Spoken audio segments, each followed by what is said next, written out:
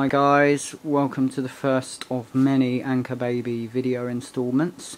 Just decided to do these to show you what's going on around the studio, what kind of equipment we've got here. So I'm going to start with my guitar amps. Now if you book the studio, or book me as an engineer or producer, these amps or some of them are included in the price, providing they're not being repaired, which quite often valve amps are. But these are well looked after, so they should be available. So I'll start with the bottom one. This is a Marshall JCM 800 2205. It's a 50 watt split channel valve head. This is an original from 1987, but I had it recovered. I've got brand new Tolex about a year ago because I managed to spill a can of emulsion over it. Also had it revalved. It's got EL34s and they are Harmer cryogenic valves in there. This amp was pretty revolutionary at the time because it used a thing called diode clipping to help achieve the distortion sound, which now most amps are based around that.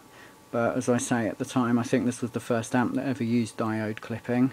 It's great for a classic rock sound, great for heavy music, very smooth, very saturated drive channel. The clean channel is not great, but that's fairly typical of Marshalls. So I'll move up. This amp is the Marshall 35th anniversary 6100 LM. These were only built in 1997 to celebrate Marshall's 35th anniversary making amps. They were made in limited numbers and I was lucky enough to get one. I then sold it. It was this amp and I'm lucky enough to have ended up with it again. Acquired it again about 3-4 months ago. Now this amp is an absolute monster. I think as far as sort of versatility goes and power, it's probably the best amp Marshall ever made. You've got a very, very good clean channel, which is surprising for a Marshall. You've got a crunch channel, and then you've got a lead channel, which is what the LM stands for, lead modification. The lead channel's also got a gain boost if you need it. Very, very versatile, independent EQs on each channel. It's a 100 watt head, but it's got several switchable modes. You can use it in triode, pentode, half power, which a lot of people like to do when recording because you can crank the amp further, so you kind of drive the valves a bit harder. It's got a real roar to it, this amp. Bit more modern sounding than the JCM 800. It's a completely different sounding amp really. So got a bit of a sort of span of the Marshall history there, 1987, 1997. On top of that we've got a Selmer treble and bass 50. This amp's from 1972. It's also a 50 watt valve amp. Very classic sort of clang, The Who kind of Pete Townsend sort of sound. The Who did actually used to use these amps, as did the Rolling Stones, Pink Floyd, the Beatles. Fairly cheaply made. You could pick them up for next to nothing when they were new, but they've become somewhat of collector's items now.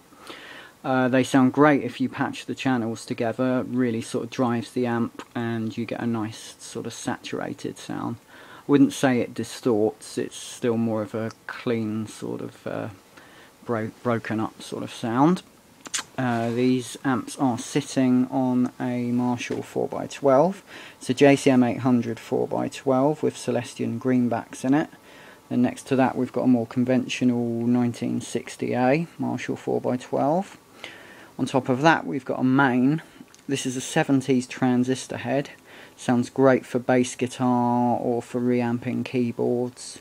You can also use it for an electric guitar if you're using a pedal or something like that. We've got a Roland Jazz Chorus 160. This is quite a rare one as this is a 4x12. You can see it's the same size as the Marshall Cab, which is pretty big for a combo. Most combos are often 2x12s or 1x12s.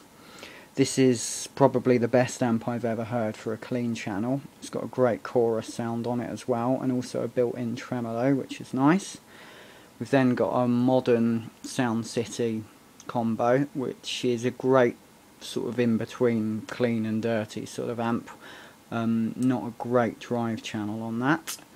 There's plenty more, which I'll show you in another instalment, but there's a brief insight into what we've got amp-wise in the studio for your use. That's it from me. Thanks for watching.